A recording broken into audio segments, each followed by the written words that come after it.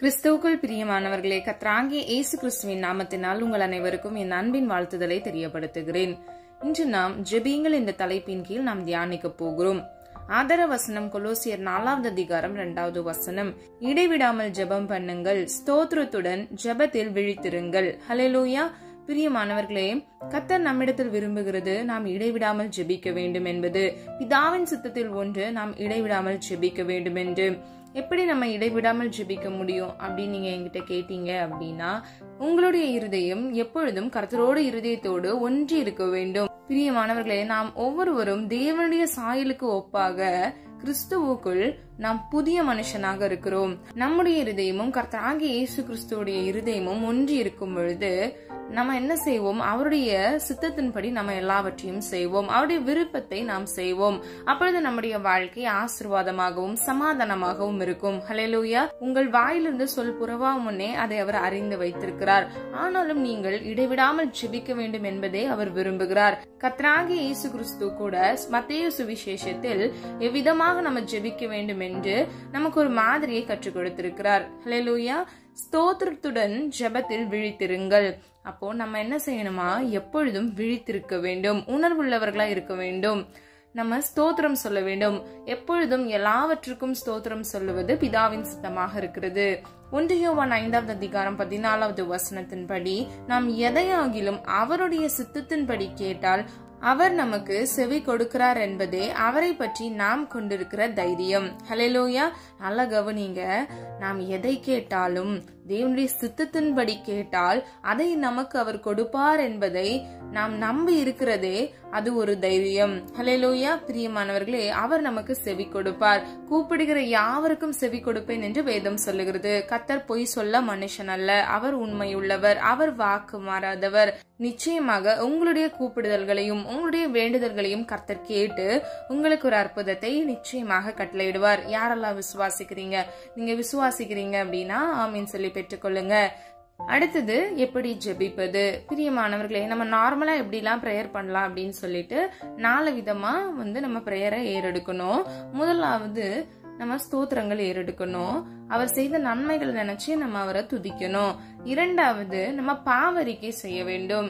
இல்ல நான் பாவமே பண்ணல, நான் எதுக்கு பண்ணணும் அப்படின்னு கிடையவே கிடையாது. அறிந்தும் அறியாமல் செய்த தவறுகளை மன்னிங்கன்னு சொல்லி நம்ம கர்த்தருடைய சமூகத்துல நம்மளை தாழ்த்தும் பொழுது கர்த்தர் நம் தலையை உயர்த்துவார். ஹல்லேலூயா. மூன்றாவதாக, உங்களுடைய விண்ணப்பங்களை நீங்க ஏறெடுக்க வேண்டும். எல்லா விண்ணப்பங்களையும் சொல்லி முடித்த பின்பு கடைசியாக நன்றி ஜெபம் சொல்லி விசுவாசத்தோடு நீங்கள் அந்த ஜெபத்தை முடிக்க வேண்டும். சொன்ன ஒவ்வொரு விண்ணப்பங்களையும் கர்த்தருடைய சித்தத்தின்படி நீங்கள் பெற்றுக்கொண்டு விட்டீர்கள் என்று விசுவாசத்தோடு நீங்கள் ஜெபத்தை முடிக்க வேண்டும். இதுதான் ஒரு ஜெப மாதிரி. அடுத்ததாக பாருங்க, வேதத்திலிருந்து நம்ம 5 காரியங்கள் மூலமாக நம்ம வெவ்வேறு சூழ்நிலைகள்ல ஜெபித்ததை நம்ம பார்க்க போகிறோம். முதலாவது, கண்ணீரோடு ஜெபியுங்கள். இரண்டாவது, கருத்தாய் ஜெபியுங்கள். மூன்றாவது, பாரத்தோடு ஜெபியுங்கள். 4வது, மன்றாடி ஜெபியுங்கள். 5வது, போராடி ஜெபியுங்கள். பிரியமானவர்களே, வெவ்வேறு சூழ்நிலைகள்ல பரிசுத்தவான்கள் ஜெபித்து அவர்கள் விடுதலை பெற்றுக் கொண்டதை நாம் வேதத்தின் வழி வசனங்கள் மூலியமாக அறிந்து கொள்கிறோம். அதை நாம் இன்று 5 விதமான ஜெபங்களை மாத்திரம் நம்ம பார்க்க போகிறோம். இன்னும் பல வகை ஜெபங்கள் இருக்கிறது. கர்த்தருக்கு சித்தமான இனி வர நாட்கள்ல நான் நிச்சயமாக இந்த காணொலி மூலியமா நான் போடுறேன். பிரியமானவர்களே, நம்ம முதலாவது கண்ணீரோடு ஜெபியுங்கள் என்பதை நம்ம குறித்து பார்க்க போகிறோம். ஆதார வசனம் லூக்கா 19வது அதிகாரம் 42வது வசனம். ஆண்டவர் எருசலேமுக்காக கண்ணீரோடு ஜெபித்தார். எருசலேமின் நிலையை பார்த்து கர்த்தர் கண்ணீரோடு அந்த எருசலேமுக்காக ஜெபித்ததை நம்ம பார்க்கிறோம். அப்போ நம்ம கூட நம்முடைய வாழ்க்கையில நமக்கு இருக்கிற பிரச்சனைகளுக்கு நம்ம கண்ணுல கண்ணீர் வந்துடாது இல்லையா? நம்ம ரொம்ப காயப்பட்டிருந்தாதான், நம்ம இருதயத்துல அவ்வளோ மிகுதியான வலி வேதனை இருந்தாதான் நம்ம கண்கள்ல இருந்து கண்ணீர் வரும். பிரியமானவர்களே, நீங்க பாரத்தோடு இருக்கும் பொழுது நார்மலா நீங்க உட்கார்ந்து அழுதுட்டு இருக்கிறத காட்டிலும் நீங்க உடனே போயிட்டு நீங்க ஜெபம் பண்ணுங்க. கர்த்தருடைய சமூகத்துல உங்களுடைய கண்ணீரை நீங்க ஊற்றும் பொழுது அவர் அதை துருத்தியில் வைத்து அந்த கண்ணீரின் பலனை உங்களுக்கு அற்புதமாக உங்களுடைய வாழ்க்கையில நீங்கள் விண்ணப்பித்த ஜெபங்களுக்கு கர்த்தர் பதில் கொடுப்பார். கொடுப்பார். ஹல்லேலூயா. இரண்டாவது பாருங்க, புலம்பல் 3வது அதிகாரம் 50வது வசனம். எரேமியா தன் ஜனங்களுக்காக கண்ணீரோடு ஜெபித்தார். மூன்றாவது பாருங்க, 2 ராஜாக்கள் 20வது அதிகாரம் 5வது வசனம். எசேக்கியா தனக்காக கண்ணீரோடு ஜெபித்தார். ஹல்லேலூயா. ஃபர்ஸ்ட் நம்ம பார்த்தோம், கர்த்தராகிய இயேசு கிறிஸ்து எருசலேமுக்காக கண்ணீரோடு ஜெபித்தார். இரண்டாவது எரேமியா தன் ஜனங்களுக்காக ஜெபித்தார். மூன்றாவது நம்ம பார்க்கிறோம், எசேக்கியா தனக்காக ஜெபித்தார். அப்போ எசேக்கியாவோட ஆயுசு நாட்கள் குறைவானது என்றும் அவர் சீக்கிரத்தில் மரணம் அடைய போகிறார் என்றும் சாமுவேல் தீர்க்கதரிசி மூலியமாக அவருக்கு சொல்லப்பட்டது. அது நிமித்தமாக எசேக்கியா இருதயத்தில் மனம் கசந்து அவர் என்ன செய்தார்? கர்த்தரை நோக்கி விண்ணப்பம் பண்ணினார். கர்த்தர் அந்த கண்ணீரின் ஜெபத்தை கேட்டு அவருடைய ஆயுசு நாட்களை கூட்டி கொடுத்தார். ஹல்லேலூயா. இன்னைக்கு நம்ம கூட பிரியமானவர்களே, நமக்கு ஒரு சூழ்நிலை இப்படிதான் நடக்க போகுதுன்னு சொல்லிட்டு நமக்கு ஒரு இன்ட்யூஷன் இருக்கும். இன்ட்யூஷன்னா ஒரு ஏவுதல் இருக்கும் இல்லையா? அப்படி இருக்கப்பட்ட சூழ்நிலையில நீங்க கண்ணீரோடு கர்த்தருடைய சமூகத்துல போய் நீங்க ஜெபிச்சீங்க அப்படின்னா கர்த்தர் நிச்சயமாக அந்த சூழ்நிலைகள்ல இருந்து உங்களை மாற்றுவார். கண்ணீரின் ஜெபத்துக்கு கர்த்தர் ஒரு பதிலை கொடுப்பார். ஹல்லேலூயா. இரண்டாவது பாருங்க, கருத்தாய் ஜெபியுங்கள். ஆதார வசனம் 1 கொரிந்தியர் 14வது அதிகாரம் 15வது வசனம். இப்படி இருக்க செய்ய வேண்டுவது என்ன? நான் ஆவியோடும் விண்ணப்பம் பண்ணுவேன், கருத்தோடும் விண்ணப்பம் பண்ணுவேன். நான் ஆவியோடும் பாடுவேன், கருத்தோடும் பாடுவேன். ஹல்லேலூயா. பிரியமானவர்களே, நம்ம விண்ணப்பம் பண்ணும் பொழுது நம்ம ஆவியில நம்ம விண்ணப்பம் பண்ண வேண்டுமா? நம்ம கருத்தா விண்ணப்பம் பண்ணணுமா? நம்ம ஏனோ தானோன்னு விண்ணப்பம் பண்ணக்கூடாது. நம்ம கருத்தாய் விண்ணப்பம் பண்ண வேண்டும். நீங்க கேர்ஃபுல்லா கவனமா கருத்தா நீங்க ஜெபிக்கணும். ஒவ்வொரு பிரேயர் ரிக்வெஸ்டுக்கும் நாங்க டெய்லியும் என்ன பண்ணணும்? கருத்தா ஜெபிக்கணும். பிரியமானவர்களே, உங்களுடைய வாழ்க்கையில நீங்க ஒரு ஆசீர்வாதத்தை பெற்றுக்கொள்ளணும், இல்லைன்னா கர்த்தருடைய சமூகத்துல இருந்து ஒரு பதிலை பெற்றுக்கொள்ளணும் அப்படின்னா நீங்க டெய்லியும் அந்த காரியத்துக்காக ஜெபிக்கணும். முதலாவது ஹல்லேலூயா. நீங்க வாரத்துக்கு ஒரு வாட்டி இல்லைன்னா ஒரு மாசத்துக்கு ஒரு 4 வாட்டி மட்டும்தான் நான் ப்ரேயர் பண்ணுவேன் அப்படின்னு சொல்லி நீங்க இருந்தீங்கன்னா கண்டிப்பா அந்த ஜெபத்துக்கான பதில் உங்களுக்கு கிடைக்கும். ஆனா ரொம்ப தாமதமாக கிடைக்கும். நீங்க கருத்தா ஜெபிச்சீங்க அப்படின்னா நீங்க எளிதில் பெற்றுக்கொள்ளுவீங்க. ஹல்லேலூயா. யாக்கோபு 5வது அதிகாரம் 17வது வசனம். எலியா மழைக்காக கருத்தாய் ஜெபித்தார். அது மாத்திரமல்ல, அன்னாள் பிள்ளைக்காக கருத்தாய் ஜெபித்தார். 1 சாமுவேல் 1வது அதிகாரம் 11வது வசனத்தின் மூலம் அறிந்து கொள்கிறோம். பிரியமானவர்களே, இந்த வசனத்தின்படி நீங்க அன்னால எடுத்துக்கொண்டீங்கன்னா அவங்க வாழ்க்கையில ரொம்ப நீந்திக்கப்பட்டாங்க. கர்த்தருடைய சமூகத்துல போய் அவங்களுடைய விண்ணப்பங்களை கருத்தாய் அவங்க ஜெபித்தாங்க. அதுக்கப்புறம் என்ன பண்ணாங்க தெரியுமா? வெளியே வரும்போது சந்தோஷமா வந்தாங்க. ஏன்னா அந்த ஜெபம் கண்டிப்பா கர்த்தர் கேட்டு எனக்கு ஒரு பிள்ளை வாக்கியத்தை கர்த்தர் கொடுப்பாருன்ற நம்பிக்கையோடு இருந்தாங்க. இந்த காணொலியை கேட்டுக்கொண்டு இருக்கிறவங்க நீங்க யாராவது குழந்தை இல்லை அப்படின்னு சொல்லி நீங்க கஷ்டப்படுறீங்களா? நான் இன்னுமே கல்யாணம் ஆகி இவ்வளவு வருடங்கள் ஆகுது, நான் இன்னும் கர்ப்பம் தரிக்கல அப்படின்னு சொல்லிட்டு பிரியமானவர்களே கவலையே படாதீங்க. நீங்க கருத்தா ஜெபிங்க. சரியா சிஸ்டர்? நான் டெய்லியும் ஜெபம் பண்றேன் அப்படின்னு சொன்னீங்கன்னா ஸ்தோத்திரம், ஒன்னும் பிரச்சனை இல்லை. ஆனா நீங்க என்ன பண்ணுங்க, 1 ஸ்டெப் அஹெடா போயிட்டு நீங்க கருத்தா ஜெபம் பண்ணுங்க.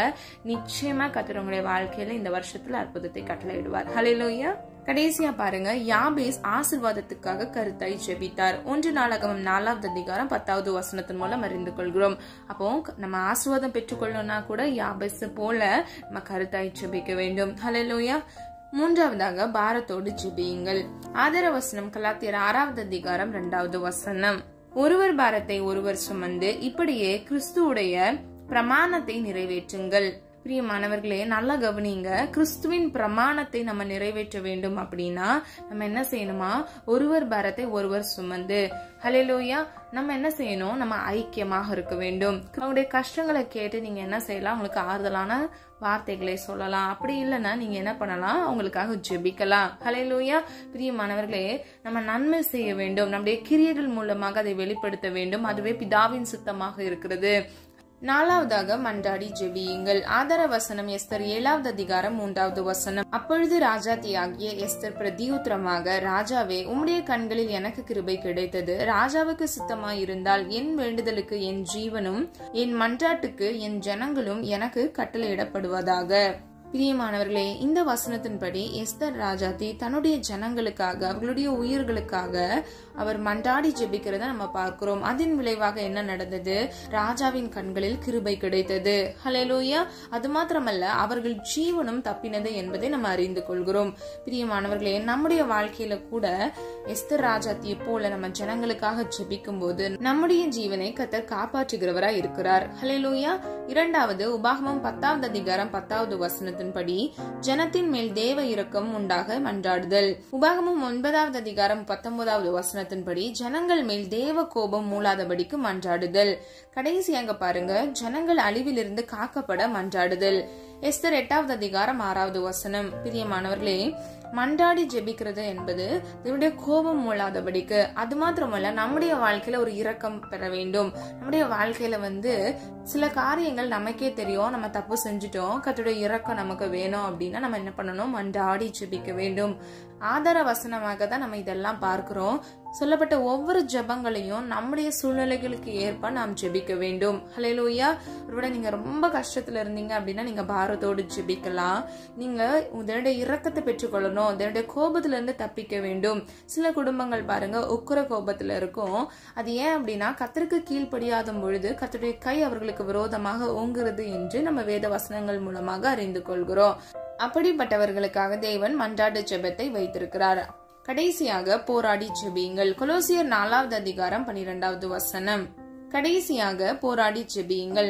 ஆதார வசனம் கொலோசியர் 4வது அதிகாரம் 12வது வசனம். நீங்கள் தேவனுக்கு சித்தமானவைகள் எல்லாவற்றிலும் தேறினவர்களாயும் பூரண நிச்சயம் உள்ளவர்களாயும் நிலைத்திருக்க வேண்டும் என்று தன் ஜெபங்களில் உங்களுக்காக எப்பொழுதும் போராடுகிறேன். ஹல்லேலூயா. இதை பவுல் சொல்கிறத நம்ம பார்க்கிறோம். பிரியமானவர்களே, தேவனுக்கு சித்தமானவர்கள் எல்லாவற்றையும் நம்ம எல்லாரும் தேறினவர்களாயும் பூரண நிச்சயம் உள்ளவர்களாயும் நிற்க வேண்டும் என்று. என்ன பூரண நிச்சயம்? கர்த்தராகிய இயேசு கிறிஸ்து நமக்காக ஜீவனை கொடுத்தார், நமக்காகவே 3ஆம் நாள் உயிரோடு எழுந்தார் என்ற பூரண நிச்சயம் உடையவர்களாக நாம் இருந்து நம்முடைய வாழ்க்கையை நம்ம முன்னேறி நடக்க வேண்டும். பிரியமானவர்களே, இந்த உலக வாழ்க்கையில எத்தனையோ போராட்டங்கள், பிரச்சனைகள் வழியா நம்ம கடந்து வரோம் இல்லையா? நம்ம என்ன செய்ய வேண்டும்? பூரண நிச்சயத்தோடு நாம் முன்னேறி நடக்கிறவர்களாய் இருக்க வேண்டும். ஆதியாகமம் 32வது அதிகாரம் 24வது வசனத்தின்படி யாக்கோபு ஆசீர்வாதத்திற்காக போராடி ஜெபித்தார். பிரியமானவர்களே, ஏசா அவரை துரத்தி வரும் பொழுது யாக்கோபு கர்த்தருடைய சமூகத்துல தன்னை ஆசீர்வதிக்கும்படி ஜெபித்ததை நம்ம பார்க்கிறோம். பிரியமானவர்களே, நம்முடைய வாழ்க்கையில கூட நாம் ஆசீர்வாதத்தை சுதந்திரித்துக் கொள்ள வேண்டும் என்றால் யாக்கோபை போல கர்த்தருடைய சமூகத்தில் நம்ம போராடி ஜெபிக்க வேண்டும். ரோமர் 15வது அதிகாரம் 32வது வசனத்தின்படி பவுல் அவிசுவாசிகளுக்கு தப்பும்படி போராடி ஜெபித்தார். அப்போ பிரியமானவர்களே, நம்முடைய வாழ்க்கையில கூட நம்ம கூட இருக்கிறவங்க நிறைய பேர் அவிசுவாசமா இருப்பாங்க இல்லையா? நம்ம அவங்களுக்காக என்ன செய்யணும்? போராடி ஜெபிக்க வேண்டும். எப்பாப்பிரா சபையார் நிலைத்திருக்கும்படி போராடி ஜெபித்தார். இதை நாம் கொலோசியர் 4வது அதிகாரம் 12வது வசனத்தில் பார்க்கிறோம். பிரியமானவர்களே, நம்முடைய சபையாருக்கு நாம் போராடி ஜெபிக்க வேண்டும். ஹல்லேலூயா. அவர்கள் என்ன செய்ய வேண்டுமா? நிலைத்திருக்க வேண்டும் என்று, அவர்கள் விசுவாசத்தில் நிலைத்திருக்க வேண்டும், அவர்கள் ரட்சிப்பை காத்துக் கொள்ள வேண்டும் என்று நாம் அவர்களுக்காக நம்ம போராடி ஜெபிக்க வேண்டும். பிரியமானவர்களே, நாம் நன்மை செய்யும் பொழுதே நமக்கு ஆட்டோமேட்டிக்கா நமக்கு ஆசீர்வாதம் கிடைத்துவிடும். ஹல்லேலூயா. பிரியமானவர்களே, நம்மளால பொருளோ பணமோ கொடுத்து உதவி செய்ய முடியலனாலும் நம்முடைய ஜெபத்தினால நம்முடைய சபைக்காக, ஜனங்களுக்காக, நம்முடைய நண்பர்களுக்காக, நம்முடைய குடும்பத்துக்காக நம்ம ஜெபிக்கும் போது கர்த்தர் அந்த கண்ணீரின் ஜெபத்தை, போராடி ஜெபிக்கிற ஜெபத்தை, மன்றாடு ஜெபத்தை கேட்டு கர்த்தர் உங்களுடைய வாழ்க்கையில ஆசீர்வாதத்தை மாத்திரமல்ல உங்கள் சந்ததிகளையும் கர்த்தர் ஆசீர்வதித்து உங்களை பாதுகாப்பார். ஹல்லேலூயா. நம்ம எல்லாரும் ஒரு மனதா ஜெபிக்கலாமா? அன்பின் பிதாவே, அப்பா, எங்கள் ஒவ்வொருவரையும் இந்த கருத்தில் ஒப்புக் கொடுக்கிறோம். ஆண்டவரே, நீர் என்று ஆண்டவர் எங்களுக்கு கற்றுக் கொடுத்த ஜெபங்களுக்காக நன்றி செலுத்துகிறோம். பிறருக்காக ஜெபிக்க, எங்களுக்காக நாங்கள் ஜெபிக்க கர்த்தர் தாமே கிருபை செய்யுங்க தகப்பனே. எங்கள் கண்ணீரின் ஜெபத்தை நீர் கண்டிருக்கிறீரப்பா. உங்கள் துருத்தியில் இருக்கிறது தகப்பனே. ஒவ்வொரு பிள்ளைகளுடைய கண்ணீரின் ஜெபத்தை அப்பா கர்த்தர் கேட்டு அவருடைய வாழ்க்கையில் அற்புதத்தை கட்டளையிடுங்கப்பா. போராடி ஜெபிக்கிற பிள்ளைகளுக்கும், மன்றாடி ஜெபிக்கிற பிள்ளைகளுக்கும், பாரத்தோடு கருத்தாய் ஜெபிக்கிற ஒவ்வொரு பிள்ளைகளுக்கும் இயேசுவின் நாமத்தினால் அவர்களுடைய வாழ்க்கையில அற்புதத்தை கட்டளையிடுங்க தகப்பனே. ஜெப ஆவியினாலும் விண்ணப்பத்தின் ஆவியினாலும் இயேசுவின் நாமத்தினால் ஒவ்வொருவரையும் நிரப்புங்க தகப்பனே. அப்பா, ஜனங்களுக்காக, சபைகளுக்காக அப்பா தேவ கோபம் மூளாதபடிக்கு ஆண்டவர் தேவ ஜனங்களுக்கு இரக்கம் கிடைப்பதற்கு, அப்பா பிள்ளைகளுடைய வாழ்க்கையில இரக்கம் கிடைப்பதற்கு அப்பா இயேசுவின் நாமத்தினால் ஒரு கிருபை உண்டாவதாக. ஜெபித்த ஒவ்வொரு ஜெபங்களுக்கும் ஆண்டவரே இயேசுவின் நாமத்தினால் ஒரு அற்புதத்தையும் அதிசயத்தையும் காண கிருபை செய்வீராக. உடைய நாம மாத்திரம் மகிமைப்படுவதாக. கர்த்தர் தாமே தகப்பனே, ஒவ்வொரு சூழ்நிலைகளிலும் இருந்து தீங்கிலிருந்து பிள்ளைகளை விலக்கி இயேசுவின் இரத்த கோட்டைக்குள் மூடி மறைத்து பாதுகாத்துக் கொள்ளுங்க. தீங்கொன்றும் அணுகாதபடிக்கு பிள்ளைகளை இயேசுவின் நாமத்தினால் அப்பா பரிபூர்ண ஆசீர்வாதத்தினால் நன்மையினாலும் திருப்தியாக்குங்க. அப்பா, ஜெப வேளையில அப்பா கருத்தாய் ஜெபிக்க அப்பா பிள்ளைகளுக்கு வழி வாசல்களை திறந்து கொடுங்க. என் தேவனால் கூடாத காரியம் ஒன்றுமில்லை ராஜா. உம்மால் எல்லாம் ஆகும். நீர் சொல்ல ஆகும். நீர் கட்டளையிட நிற்கும் தகப்பனே. தகப்பனே. ஒவ்வொரு பிள்ளைகளும் ஆண்டவரை ஜெபிக்கிற சூழ்நிலைகளை அப்பா உருவாக்கி கொடுங்க. வேலைகள் நிமித்தமாக ஓடிக்கொண்டிருக்கிறாங்க. ஒவ்வொரு பிள்ளைகளும் கருத்தாய் ஜெபிக்க பிள்ளைகளுக்கு நேரத்தையும் வழிவாசல்களையும் இயேசுவின் நாமத்தால் திறந்து கொடுங்க. ஜெபாவினாலும் விண்ணப்பத்தினாலும் நீ நிரப்பி விட்டு அதற்காக நன்றி செலுத்துகிறோம். நாமம் மாத்திரம் மகிமைப்படுவதாக ஜெபித்த ஒவ்வொரு ஜெபங்களுக்கும் நீ ராமென்றும் ஆமென்றும் நீர் பதில் கொடுத்து விட்டீர். அதற்காக நன்றி செலுத்துகிறோம். உடைய நாமம் மாத்திரம் மகிமைப்படுவதாக இயேசுவின் மூலம் ஜெபிக்கிறோம் பிதாவே, ஆமீன். God bless you.